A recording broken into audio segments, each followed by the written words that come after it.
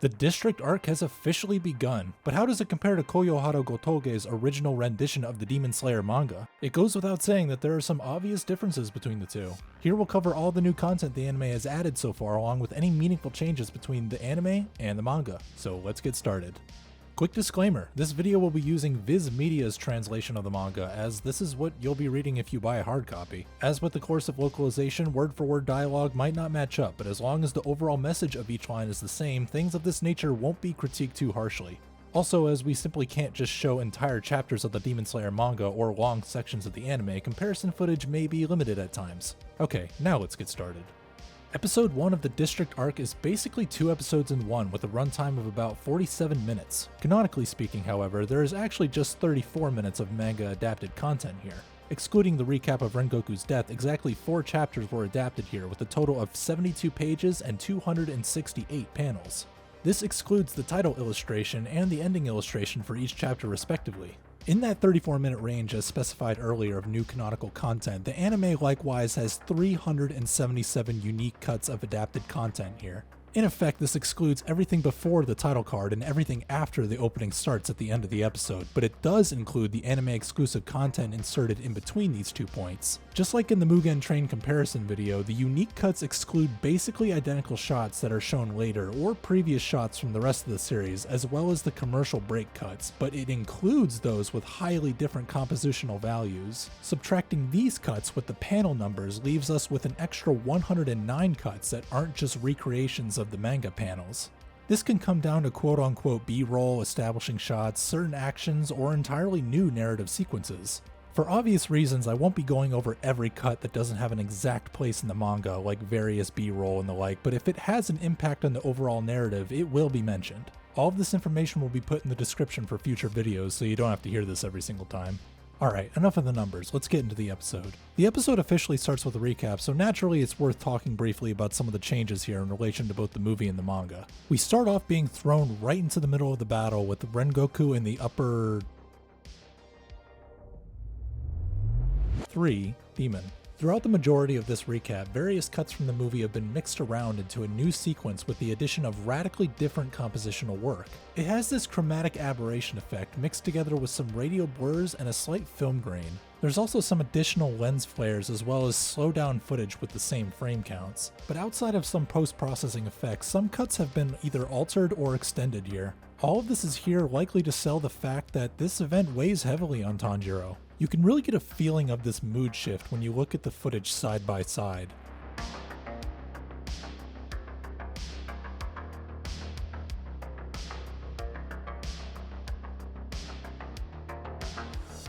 Up until we see a new cut of Rengoku in Tanjiro's eye, every cut afterwards is entirely new. Some of these new cuts add in information that was originally in the manga but not shown in the movie, like how the demon core arrives right afterwards or how Rengoku's brother reacts to hearing about his death. There's also some anime exclusive scenes here, like Inosuke telling Tanjiro to stop crying again after he already headbutted Zenitsu, or how Ubuyashiki reacts to hearing what Tanjiro said to Akaza in that moment. そうか。炭治郎が京次郎の思い皆でつないでいこう。 Finishing up the recap, we move into the official introduction of the new arc. None of this stuff is officially in the manga, but it sets the stage for what's to come as we follow Kid Muzan through the city, mixed with some monochromatic shots of foreshadowing set pieces and landmarks. It's the last 4 cuts of this sequence where the manga adaptation really starts as we see Muzan's additional fake family talking about him. After the title card shows, there's some additional anime-exclusive dialogue of the woman in green talking about how perfect her demon child is, as well as the guests saying how jealous they are before they even mention him having a chronic skin disease. And fast forward until Akaza arrives, the anime depicts him opening the door with his wind abilities before actually showing up on the balcony, whereas in the manga he just kind of appears. And right afterwards, when Muzan uses his blood to get a death grip on Akaza, he also somehow breaks the glass next to him as well. This isn't displayed in the manga, and somehow his parents didn't notice that when they came in later. Maybe because his father never actually appeared afterwards in the manga. Also, when Muzan is grilling Akaza about not killing the other 3 demon slayers, he mentions in the anime that he sent Akaza there because he was nearby, whereas in the manga he sent him there because he believed he could do the task, although it seems this is exclusive to the Viz Media version alone. Also, he says Akaza's name 4 times instead of 3 for dramatic effect. Right before we reach the Butterfly Mansion, we get our first commercial cut, and it's worth noting that this second cut here is a redrawing of the title illustration from chapter 68. In the manga, the first thing we see at the Butterfly Mansion is Zenitsu walking with the manju, but in the anime it actually shows him stealing the snack from Aoi in the kitchen and switching them out with decoys. This kind of shows the lengths that Zenitsu will go to cheer up Tanjiro, and it's very sweet. Somehow this act didn't get him in trouble with Aoi later. Also, when Zenitsu is thinking about Rengoku, he mentions the quote-unquote sound that Rengoku gave off, but in Viz Media's translation, this isn't said here. It does come up in other versions, though. I get the feeling that whoever translated this forgot that Zenitsu was sensitive to sound, but then again, who knows. Moving on to where Tanjiro is following Rengoku's crow, in the anime Tanjiro is forced to come to a stop as the pain from his wound catches up to him, but in the manga he seems to make it to Senjuro without too much trouble. And up until Papa Rengoku appears and says how his son was a fool, this is where chapter 67 of the manga ends and where chapter 68 begins. In chapter 68, when Papa Rengoku, sorry, I'll call him Shinjiro from now on, gets mad and drops his drink, there's a vacant scene in the anime of Tanjiro confused as depicted in the manga right before Shinjiro says he thinks Tanjiro is a wielder of sun breathing. And when Shinjiro attacks Tanjiro, he attacks him in a slightly different way, or so it appears at least. Now this is debatable, but in the anime it depicts Shinjiro grabbing Tanjiro's arm before putting him in an arm lock, but in the manga it seems like he was just forced to the ground with Shinjiro's weight alone. You can also see that Shinjiro has a firm grasp on Tanjiro's neck, where in the manga it looks like he's holding on to Tanjiro's haori. We can't really see what his other hand is doing in the manga, so I suppose it's possible that he's still in an arm lock, but it's kinda hard to tell. The sound effects kinda get in the way, whether it's the English version or the Japanese version. Overall, it feels like the anime did a much better job with this scene, as it reinforces Tanjiro's thoughts afterwards about how Shinjiro didn't move like an amateur, but in contrast, Shinjiro looks a little more crazy in the manga version. I don't know, what do you guys think? Moving on to where Shinjiro is breaking down sun breathing, the manga version left out the part where Tanjiro says he can prove that his family has always been charcoal burners, but once again, this is a mistranslation that's unique to Viz Media. We do get to see some more footage of Tanjiro's father in the anime, however.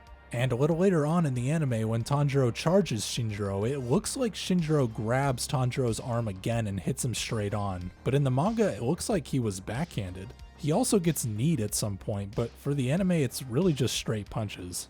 When Tanjiro finally does hit Shinjiro with the good old-fashioned screw headbutt, it's normally because Tanjiro dodges a punch by Shinjiro and counters into the headbutt. But in the anime, Shinjiro never gets that final punch off. Moving on to after the fight, when Tanjiro and Senjiro sit down to talk, there's a panel in the manga that's vacant in the anime where Senjiro asks Tanjiro to wait while he gets his father's book. However, the anime cuts right to the book with a new line of Senjiro saying he was reminded of something written inside. And right up to where Tanjiro is surprised when he looks inside, we officially complete chapter 68 and get another commercial break. Both of these commercial break cuts have a place in both chapter 69 and chapter 70 respectively.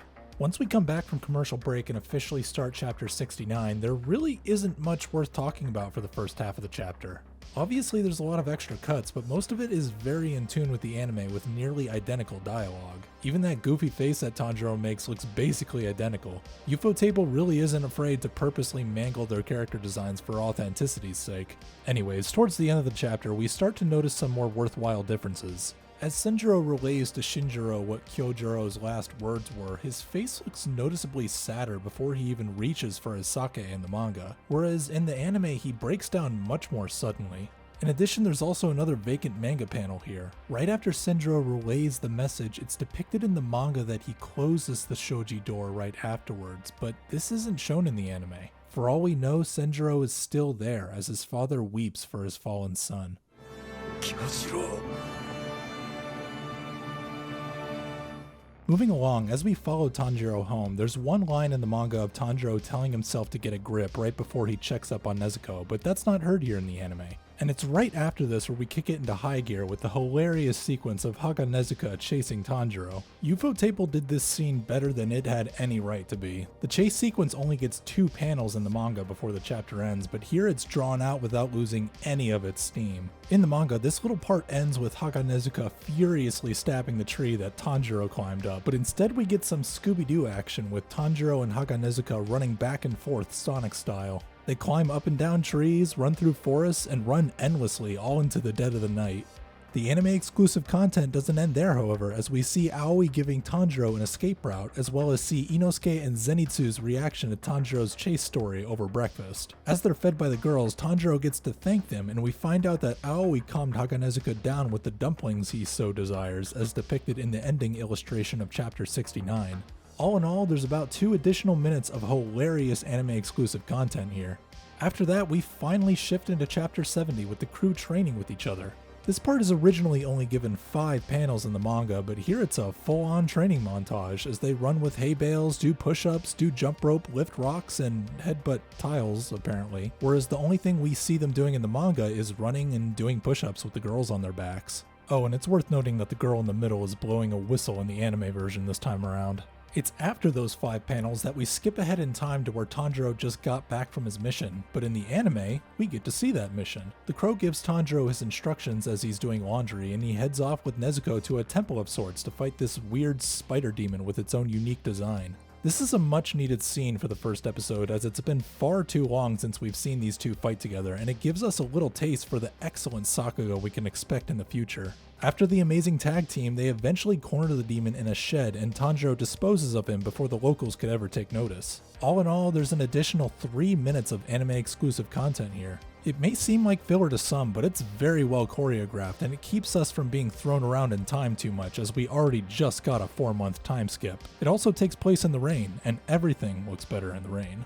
After that mission is over and Tanjiro starts heading back to home base, we start following the manga once again. Just like before he was chased by Haga Nezuka, when Tanjiro says he's exhausted, there's one additional line of dialogue where Tanjiro once again checks up on Nezuko. Nezuko.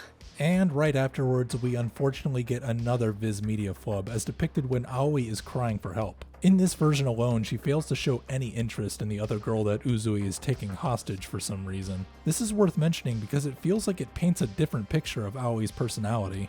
Viz Media aside, however, there's one more thing that the manga as a whole might have gotten wrong, but I'm not entirely sure. In page 4, there's a panel of one of the girls by the name of Sumi, I believe, and she's wearing a straw hat. But this is interesting because it's the only time in this entire event that she's ever seen with a straw hat. This is either a mistake on Gotoge's front, or it's an ode to Oda's One Piece. I don't know, what do you guys think? Moving on to when we reach the part where Tanjiro volunteers to go in place of Aoi. In the anime, it's depicted that he volunteers Zenitsu and Inosuke as well, but in the manga, he just volunteers himself alone. They still appear regardless and are eager to help, however.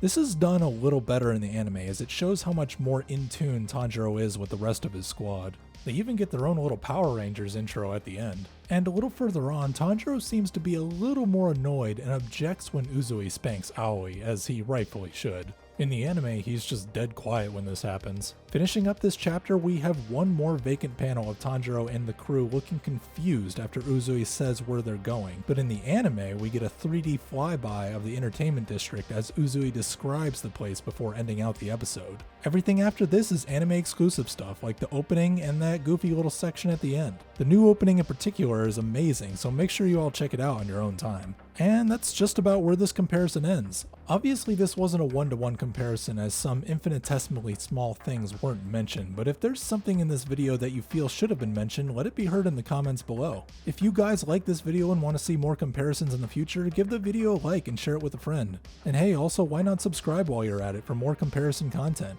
Well, that just about does it. As always, I hope you all have a fantastic day. This is Registry, signing off.